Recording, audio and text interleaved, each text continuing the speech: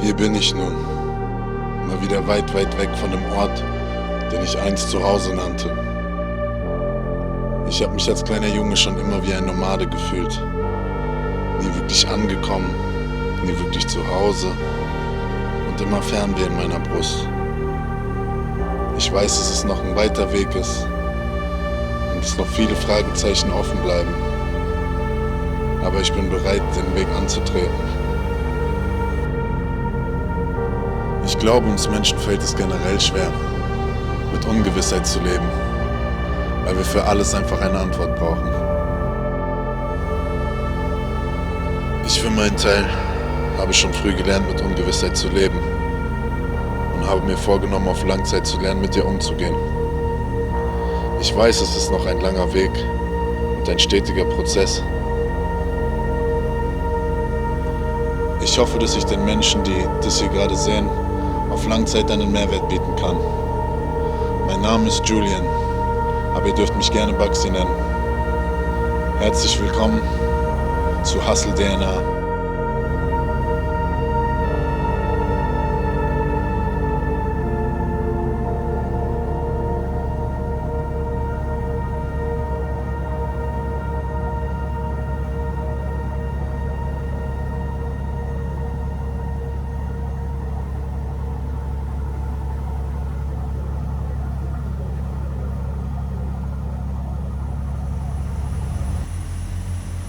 Ende letzten Jahres war ich stark am Überlegen, wie ich das neue Jahr beginnen könnte, da das vorige Jahr eins der schwierigsten in meinem Leben war. Ursprünglich war ich am Überlegen, nach Südamerika zu reisen, da ich den Kontinent noch nie gesehen hatte und offen für neue Erfahrungen war. Als mich kurz darauf eine gute Freundin kontaktierte und fragte, ob ich nicht Lust hätte, mit ihr auf die Malediven zu reisen. Nach kurzer Überlegung buchte ich mein Ticket circa 2 Wochen später. Wir waren 2 Tage zuvor auf der Insel Male gelandet und haben uns erstmal auf der Insel Todo eingelebt, weil es für mich natürlich auch erstmal wichtig war, meine Seele baumeln zu lassen und mich erstmal einzuleben, bevor ich die Kamera anschmeiße und anfange zu dokumentieren. 2 Freundinnen von Fiona stießen noch kurzfristig dazu, also setzten wir unsere Reise gemeinsam fort. Der nächste Stopp war Raschdu und circa 1,5 Stunden mit der Fähre von der letzten Insel Todo entfernt. Die Malediven sind ein eigenständiger Inselstaat im Indischen Ozean mit knapp 1200 Atollen. Und auf diesen Atollen wiederum findet ihr diese ganzen paradiesischen Inseln. Wir sind da. Nächste Insel, nächster Buchsenstopp. Prinzipiell fand ich es aber ziemlich nice, sich mit Booten und Schiffen von Insel zu Insel zu bewegen, da es eigentlich gar keine anderen Verkehrsmittel gab.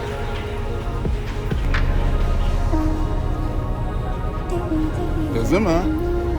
Wo sind die Mädels? Da ist Ursula. So nenne ich sie, wenn sie grumpy ist. Hallo Madame. Ah, das seid ihr. Wo sind wir hier überhaupt? Das ist Nicole. Kannst du mal bitte kurz sagen, wo wir sind? Rastu. Wie heißt es? Rastu. Guten Morgen. Mademoiselle Nummer 1, guten Morgen. Und da ist Mademoiselle Nummer 2. Das ist euer. Ja, das ist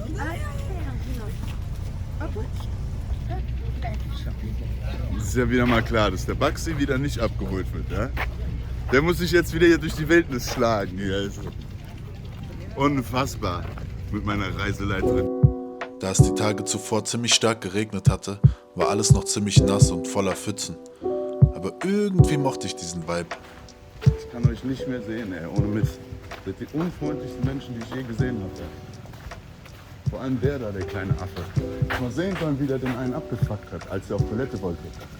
Ich weiß nicht, warum die so unhöflich sind. Ohne Bitte und Danke, ja, auf der Fähre. Ich hätte ihn gern runtergeschubst. Das ist mir egal. Das ist doch keine Entschuldigung. Es ging hierbei um 2 Touristen, die sich relativ Ja, respektlos ja, den klar. Einheimischen gegenüber verhalten hatten. Das stimmt. Das stimmt. Und das etwas ist, was mich schon immer tierisch aufgeregt hat. Wie heißt unser Hotel nochmal?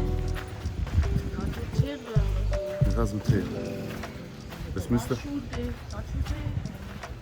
müsste jetzt hier langsam mal kommen. Also wir irren hier noch durch die Gegend und suchen unsere Unterkunft. Aber da die Inseln alle nicht so riesig sind, ist es nur eine Frage von. Es ist nur eine Frage von Stunden. Du meinst genau da, wo wir sind, wird gebaut? Which way, sir? Straight? Der Bruder hatte uns am Pier aufgegabelt, obwohl er gar nichts mit unserer Unterkunft zu tun hatte. Er fand einfach seinen Spaß daran, mit uns durch die Gegend zu irren. Where they are? Leute drehen hier wegen Pfützen um, müsst ihr euch überlegen. Das ist doch nicht zu fassen.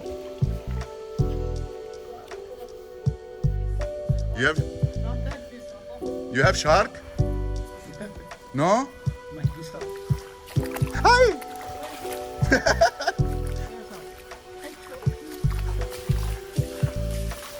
Bester Mann. Der wollte uns um die Pfützen herumführen. Kein Grund, man läuft einfach durch.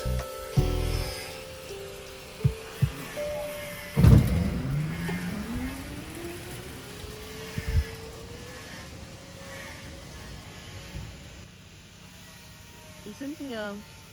Ich finde dich so süß, ich weiß, du bist voll genervt. Als wir nach einiger Zeit endlich unsere Unterkunft gefunden hatten, entschlossen wir uns, die Insel zu erkunden.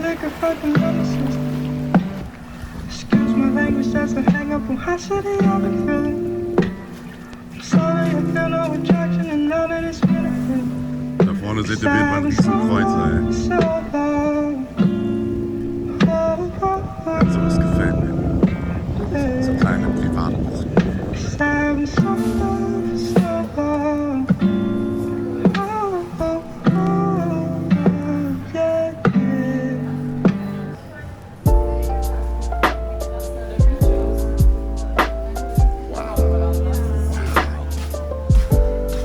Ich bin in meinem Leben echt schon viel gereist. Aber so etwas hatte ich in meinem Leben zuvor noch nie gesehen. Unfassbar schön. Was für Farben. Was geht, ihr Highwans? Ich wachse dich schon am Strand. Ich habe mir einen miesen Burger gegönnt, ey. Umgerechnet $6. Das ist eigentlich recht günstig für hier. Aber das ist ein Teil, was ich nicht mal aufessen kann, ey. Die Mädels sind schon im Wasser. Da drüben seht ihr zum Beispiel so ein typisches Luxusresort. Da startet auch alle paar Minuten ein Flugzeug von. Das wird auf jeden Fall in den nächsten Tagen der Spot hier auf Raschdu. Also mir gefällt die Insel auf jeden Fall schon viel besser als Todo. Todo war sehr local. Und leider hat das Wetter uns auch einen Strich durch die Rechnung gemacht. Aber hier ist es einfach ein bisschen mehr auf Tourismus ausgelegt und es ist ein bisschen mehr convenient. Hier sind wir jetzt 2 Tage und dann geht es weiter auf die nächst kleinere Insel. Also, erster Tag auf Raschdu gefällt mir echt sehr, sehr gut, auch weil das Wetter sich verändert hat. Also hier könnte ich auf jeden Fall ein bisschen bleiben. Ich war ein bisschen schnorcheln. Hier vorne gibt es direkt ein kleines Riff und nach dem Riff geht es direkt runter und da sind angeblich schon Haie. Bisschen Bammel schon, aber ich habe schon Bock, ein paar Haie zu sehen. Und ich habe gesagt, alles, was irgendwie nicht meine Körpergröße übersteigt, ist in Ordnung. Dann haben mir Leute gesagt, ja, die sind mindestens 2 Meter. Heftig, aber ich bin gespannt. Und man hat hier in den Malediven generell die Möglichkeit, mit 3 Währungen zu zahlen. Also am Anfang wurde mir gesagt, man muss am besten alles in Dollar wechseln oder in die Local Currency, die sich Rupies nennt. Aber man kann hier im Prinzip auch mit Euro zahlen. Das Ding ist halt, Euro wird dann 1:1 wie Dollar gerechnet. Dann verliert man natürlich ein bisschen, weil der Eurokurs stärker ist. Aber ja, die Sonne knallt tatsächlich auch anders hier. Selbst wenn es ein bisschen bewölkt ist, merkt man nicht, wie stark die UV-Strahlen sind. Ich glaube, ich habe Levels übersprungen. Meine Haut ist schon wieder so dunkel, ey, in 3 Tagen. Ja, ich fühle mich schon direkt ganz anders, viel gesünder. So muss es sein. Als die letzten Tage stark geregnet hat, hast du halt überall in den Zwischengassen und Straßen halt Pfützen und das sickert hier nicht wirklich ab. Das heißt, die Sonne muss ihre Arbeit tun. Aber schon ein ganz anderer Vibe.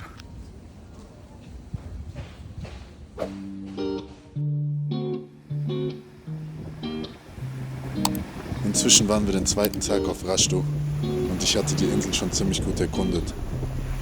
Generell habe ich mich schnell daran gewöhnt, morgens früh aufzustehen, da die Sonne früh untergeht. Gefühlt schläft die halbe Stadt noch, ey. Guten Morgen, ihr Lieben. Boah, habe ich eine Farbe bekommen. Und ich muss auch ehrlich eingestehen, ich habe einen Sonnenbrand. Und das letzte Mal, dass ich einen Sonnenbrand bekommen habe, ist Jahre her. Das Ding ist, es zeigt sich bei mir nicht, indem meine Haut rot wird, sondern es brennt einfach und irgendwann schält sich die Haut.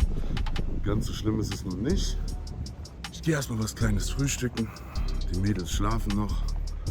Ich hole mir einen Kaffee und ich wollte sowieso auch mal meine andere Kamera, meine Spiegelreflexkamera ausprobieren. Für die, die es nicht wissen, ich bin hauptberuflich Videograf und Content Creator gewesen, in Anführungsstrichen, weil ich sehr lange Dienstleistung betrieben habe,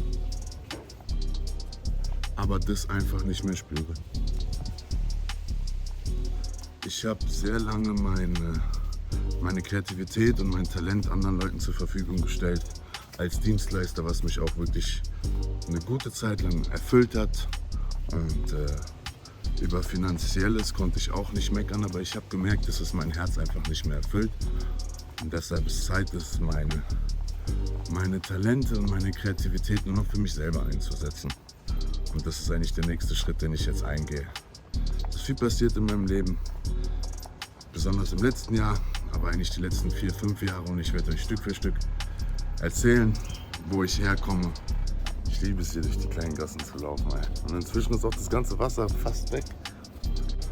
Und ich wollte noch mal erwähnen, nicht nur wie es dazu kam, dass ich hier gelandet bin, sondern in erster Linie die Reaktion, die ich bekommen habe von Menschen, als ich ihnen erzählt habe, wo ich vorhabe hinzureisen. Und was mich sowieso stört, ist Menschen, die, wenn sie sich zu etwas äußern, negativ äußern, ohne selber die Erfahrung gemacht zu haben. Und das ist, ich weiß nicht, ob es ein typisch deutsches Problem ist oder ein westliches Ding, aber diese Missgunst, die man eigentlich daraus hört, das ist was, womit ich ein Riesenproblem habe. Und das muss ich halt auch jetzt auch mal adressieren. Ich habe mich teilweise geschämt, auszusprechen, wo ich hingehe, weil ich weiß, dass sich es vielleicht nicht jeder leisten kann. Oder dass gerade in diesen Zeiten, wo so viel Schlimmes auf dieser Welt passiert, es vielleicht nicht gerade verständlich ist.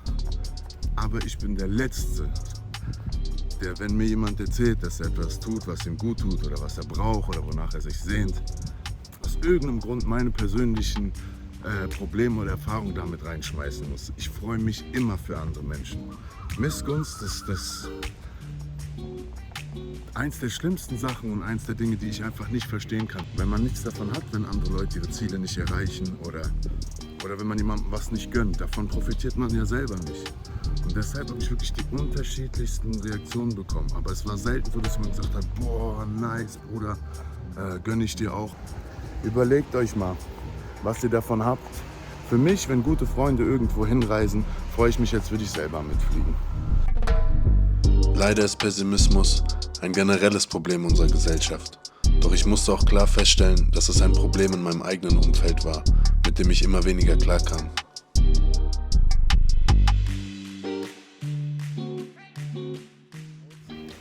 Jetzt eigentlich wieder meinen kleinen Morgensport machen. Ich habe mies zugelegt, ey. Ihr müsst überlegen, ich habe vor 2 Jahren, 2,5 Jahren 15 bis 20 Kilo weniger gewogen, als ich jetzt wiege. Und ich bin stolz drauf, weil es war ein harter Kampf. Nicht so, dass ich mich vorher irgendwie ungesund gefühlt habe oder so. Aber ich wollte einfach ein bisschen mehr auf den Rippen und ein bisschen mehr Masse drauf kriegen. Und jetzt habe ich es geschafft. Als darf ich natürlich meinen Sport nicht vernachlässigen. Es hat, glaube ich, tatsächlich noch nichts auf. Doch, hier sitzen schon ein paar Locals. Ich glaube, hier kann ich mein Käffchen reinfahren. Das mache ich jetzt. Die haben halt schon ziemlich europäische Preise, aber dafür einen guten Standard. Ihr kriegt halt so Sandwiches, solche Sachen. Alkohol zum Beispiel ist auf der Insel auch komplett verboten. Hier kriege ich zum Beispiel mein Käffchen. This is my cappuccino. This is my good service. Thank you very much. Es gibt doch nichts Besseres als einen guten Cappuccino mit Blick aufs Meer. Es fällt mir definitiv schwer, meine Dankbarkeit in Worte zu fassen. Jetzt, wo ich hier sitze. Fuck. Dieses Leben ist schon crazy. Noch vor genau einem Jahr saß ich im Scherbenhaufen meines Lebens und wusste nicht mehr, wie ich auf die Beine kommen soll. Ich habe so viele Menschen in den letzten Jahren verloren, die mein Leben ausgemacht haben und die ich als Familie definiert habe, dass es mir schwerfällt, mich wieder zu finden. Doch es bricht ein neues Kapitel meines Lebens an und ich bin bereit, es anzugehen. Und um nochmal auf diesen YouTube-Channel generell zurückzukommen. Mir war sehr lange nicht bewusst, wie ich das Ganze gestalten will und ob ich irgendwie auf eine Nische abziele. Aber mir ist bewusst geworden, dass ich einfach nur authentisch sein kann und alles Aufgesetzte mir wirklich nicht liegt. Und ich kann jetzt nicht sagen, dass das ein Travel-Channel wird, dass das ein Persönlichkeitsentwicklungs-Channel wird. Das wird dahin gehen, wo es hingehen soll. Und ich hoffe, ihr versteht es. Ich werde euch auf all meine persönlichen Erfahrungen, die ich behaupte, die wichtig sind und die ich teilen kann, werde ich euch mitnehmen. Ich habe so viel durchgemacht in den letzten Jahren und glaube, dass es einen Mehrwert für viele Menschen haben kann. Und es geht mir nicht darum, Menschen zu belehren, sondern es geht darum, aus eigenen Erfahrungen zu berichten und anderen Menschen die Möglichkeit zu geben, sich daraus eine Schlussfolgerung zu ziehen und vielleicht zu vermeiden, über Steine zu stolpern, über die ich in meinem Leben gestolpert bin. Weil ich für mich selbst gelernt habe, Menschen zuzuhören, die manche Wege schon gegangen sind, die ich gehen wollte, aber jetzt einsehen muss, dass es nicht mein Weg ist und dass es sich lohnt, Menschen zuzuhören, die andere Leben haben, die andere Erfahrungen gemacht haben, weil man sich eine Menge Zeit spart.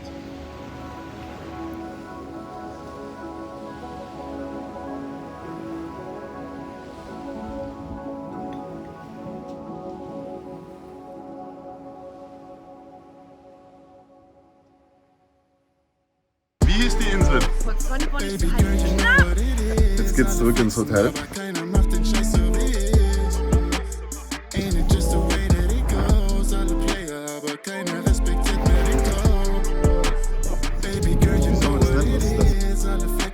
keiner macht den Scheiß